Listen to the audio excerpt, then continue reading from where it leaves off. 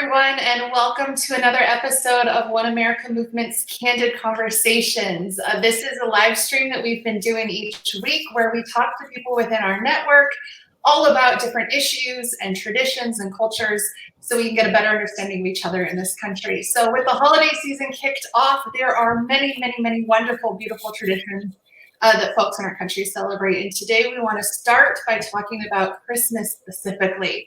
Today with me, I've got my wonderful coworker, Chandra Wetstein, and she is not just an employee at One America, where she does she leads our programs and all of that wonderful stuff and operations. You wear many hats here. But in her personal life, she's also a seminary student. Chandra, what seminary are you attending? Yeah, so I am attending Wesley Theological Seminary in DC. Wonderful. Why did you choose to go to seminary at this point? Oh man, that's like a whole other episode of Candid Conversations, but it has to do with God, like starting off whispering in my ear maybe 15 years ago, and then getting a little louder, and then asking other people to whisper in my ear, and then it's louder and louder, and then kind of just to try to like make it stop, I said, yes, God, okay, I'll give it a try.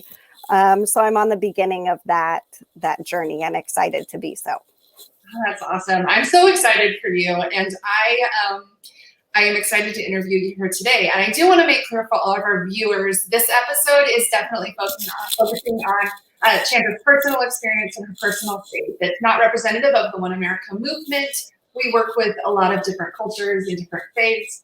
Within our staff, we even have ordained clergy from a couple of different traditions as well. So we are happy to have this conversation about your experience personally. Thanks. Awesome. Well, let's jump right in. I have a whole slew of questions for you. So I'm not a practicing Christian. So I have so many questions for you that I would love to understand better. With Christmas right around the corner, there are a lot of people that this is a holiday that's characterized by gifts and Christmas trees and spending time with family. But my understanding is that for Christians, it means a whole lot more. So can you share first what Christmas means to you? Sure, of course. So I think it's all kind of tied together, right? Because Christmas has become a cultural holiday as well as a religious holiday. And I'm a part of the culture here in the United States. And so, you know, spending time with family and the glitter and the ribbons and the bows, you know, it's all a part of my tradition too. And even the receiving and especially the giving of gifts is important to me because you know, the time and the care that I get to take in selecting just the right thing for my kids or my mom or my mother-in-law is an expression of my love for them. So I'm not going to totally discount the kind of cultural Christmas, what I'll call the cultural Christmas. But I think the meaning of Christmas for me is kind of summed up in this story of something that happened the other night at my dinner table. So we were talking about the fact that Christmas is Jesus's birthday, and that's why we celebrate. And my 7-year-old said he doesn't pay attention all the time in Sunday school, right? And so he said, well, why do we, you know, have this big celebration for some dude's birthday? And all of the adults at the table were like shocked and we're kind of quiet for a minute. But my 10-year-old didn't miss a beat. And he said, because Jesus is God's gift to the world.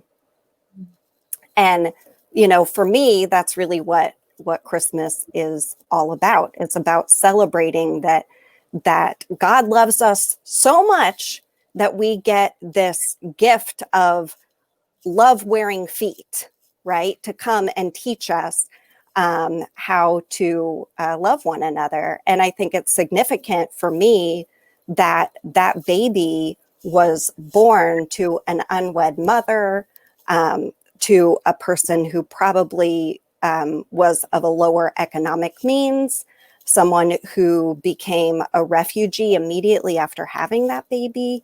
And so for me, Christmas each year kind of reorients me to where I get to see God's gifts in the world, because too often I'm looking in the wrong places. I'm looking at my bank account, or I'm looking at my job title or my status in my community, and not to the places that really matter. Oh, that's wonderful. It's nice to hear that your kids are thinking through these big topics. I don't know that my children think that deeply about these things. I love hearing they think deeply about a lot of things, but yeah. We don't have these conversations at our dinner table. So I have another question for you, and I feel silly asking this question because I think that maybe a lot of people understand it. I often hear Christmas described as the Advent season, but I don't actually know what that means. So what is the Advent season? How do you celebrate it? What's with the ring and the candles on the little wreath? I'd love to know more about that. Yeah, so we often I think of Advent in kind of that cultural Christmas way, like, oh, it's that little calendar you get that's a countdown, and it has chocolate inside, and every day we get a piece of chocolate, and it's kind of waxy and gross.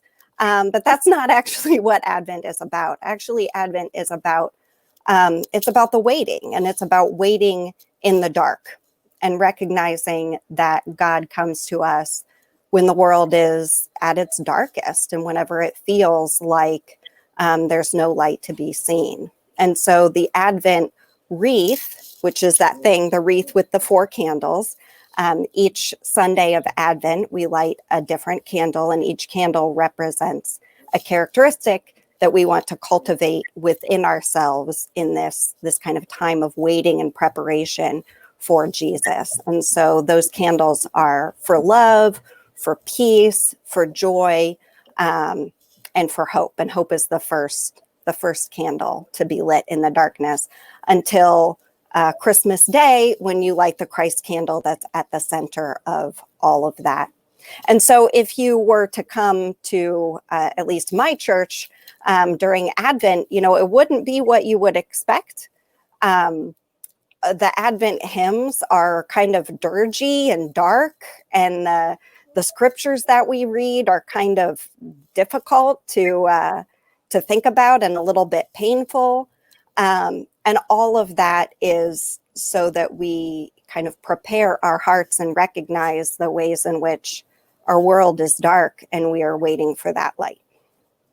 Oh, that's really beautiful. I like the idea of waiting in the dark. This has been such a hard year for a lot of people. It's been full of pain and anxiety and sadness. And as we approach the new year, we don't know what it's going to hold for us. We don't know how soon we're going to get a vaccine or how people are going to cope. And there's been a lot of talk in the news about how this month might have a lot of loss for us as Americans. So how does the Christmas season bring us that hope in the darkness? Can you share a little bit more about what your religion teaches about these hard times and what to look forward to? Yeah. So it's a little hard, even being within the Christian faith as a mom, to notice that hope in the darkness all the time, because I don't know if you know this, but the cultural Christmas would have us believe that this is a magical month, and that everything should be about, glitter and bows and packages and gifts and food and cookies. And most of that magic is created by moms. So it's a little bit hard sometimes to reorient myself in this month of Advent to really give space to looking for that hope. But I think it is especially important this year. And I think that, the hope that I get from Christmas is that we are not alone in this. And that the darker it feels, the more I can expect to notice the light streaming in. Because if everything is rosy and going along great, then yeah, okay, I can see God and celebrate God because everything's good for me. So in my mind, I'm loving life. But when things are difficult, then it's important to really look and pay attention for where we can see those glimmers of hope in the darkness. Yes, that's beautiful. You said something interesting in this last answer where you had said that moms are creating the magic right now. And I'm really excited for you being in seminary because we don't always see a lot of women in these leadership roles. Can you share a little bit more about what it means to lead at this time as a mom and as a seminary student and as a faithful Christian? What does that mean to you as a woman in this time? For me, it means authenticity. And I don't know if you realize it, but my 3-year-old just walked up beside me and told me he pooped his pants. And that happens because 3-year-olds poop their pants. And I had to send him away. But what it means for me is that if I want to be really true in leadership, then I need to be true in who I am, both as a Christian, as a mom, and also, as someone who has the privilege and the luxury of being able to come on this broadcast, right, and be honest and say, hey, ladies out there, if you've got a little one pooping their pants, me too.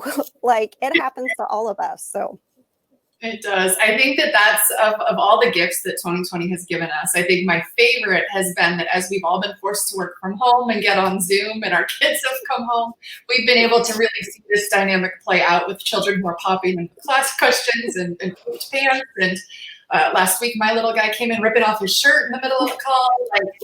This is where we're at right now. And it's kind of nice, especially in this Christmas season, to be able to see families as they are and to see everything the parents are bringing as they bring their whole selves to work now. It's just fascinating and kind of wonderful. Your poor little guy. He'll be okay. He'll be good. So as we look forward to Christmas, I always see these signs in my neighborhood of churches having services. And of course, with the pandemic, there's going to be a lot of services available online that will be streamed. What would you say to folks that are looking to either learn more, or they're looking for a place to call home, or they just want to visit? How does that work in your religion? Can folks just walk through the door, or what would we? Yeah, absolutely. Just walk in and someone will come up and talk to you. As the co-lead of the worship support team at my congregation, I know kind of behind the scenes, all the volunteers that work together to get a service going. And one of those volunteers is always someone who is assigned to welcome newcomers. And so you would absolutely be welcomed.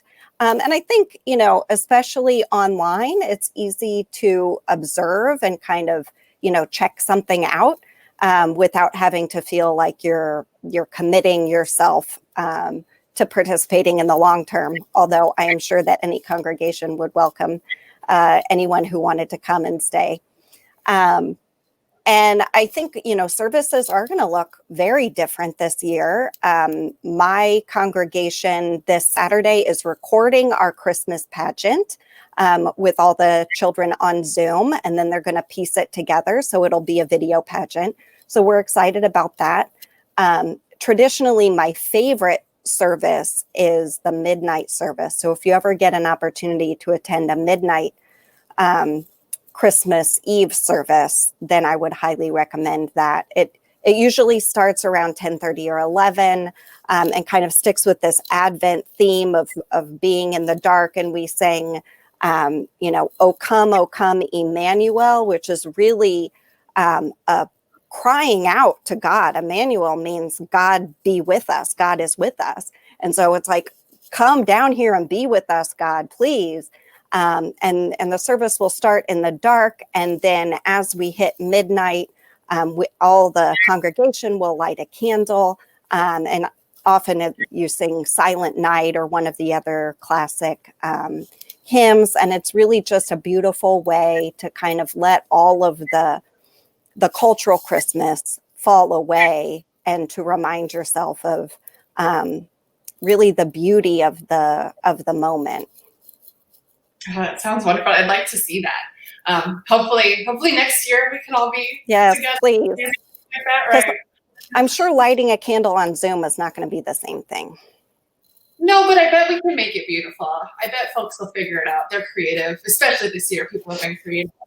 That actually brings me to another question. The whole idea that we came up with for this video series sprung out of a series of events that you held as Chair's the senior director of our programs here. And one of our chapters has been doing a Religion 101 series where each week they bring in somebody from a different faith and they share these things. And it's just been fascinating to watch. Can you tell us a little bit more about that series you did and the experience you've had working across these divides?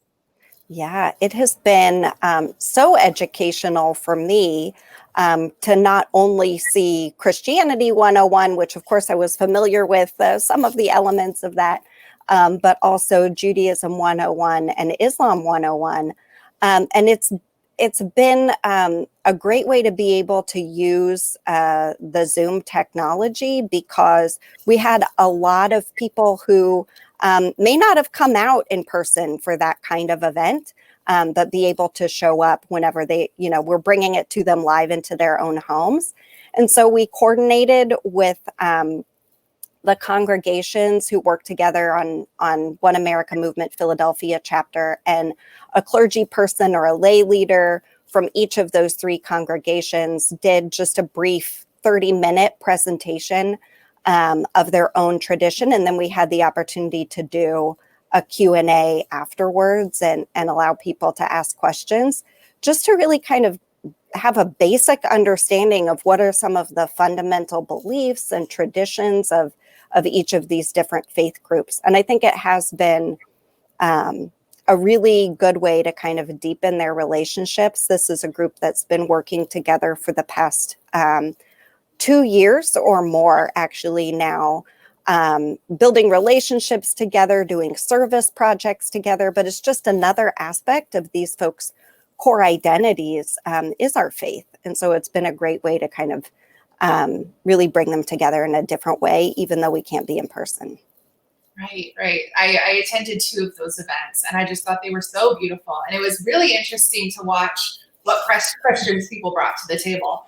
2020 in particular, with the election year and with media the way it is and social media, we've gotten to a point where we kind of have set up our own echo chambers on social media. We interact with people like us, who think like us and talk like us. And then we end up in the comment section of an article or something, and we tend to characterize each other really badly. Right there.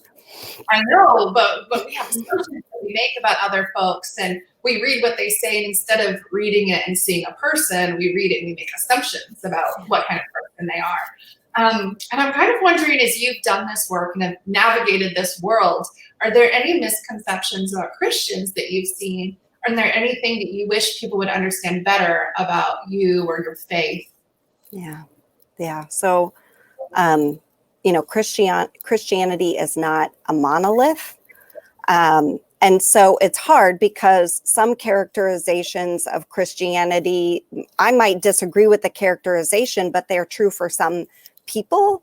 But I think that what we can kind of agree on is that the central teaching of Christianity is to love God and love your neighbor.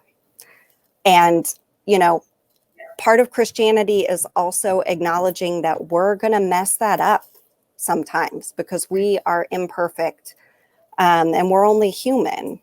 But what we learn from Jesus is what it means to see love in action.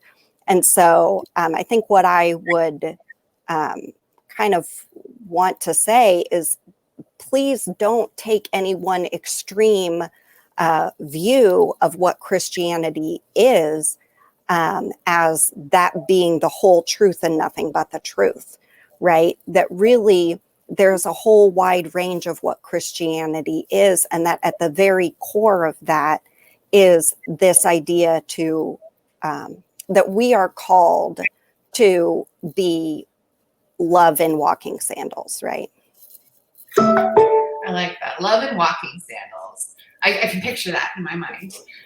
Yeah. No, it's been a very strange year. And the more that we have these conversations, and the more I myself in particular get to interact with folks from different traditions and cultures and groups, it's really interesting to me to start to see what we all have in common at the end of the day. And I think you hit it on the head, is that we're all just trying to love each other.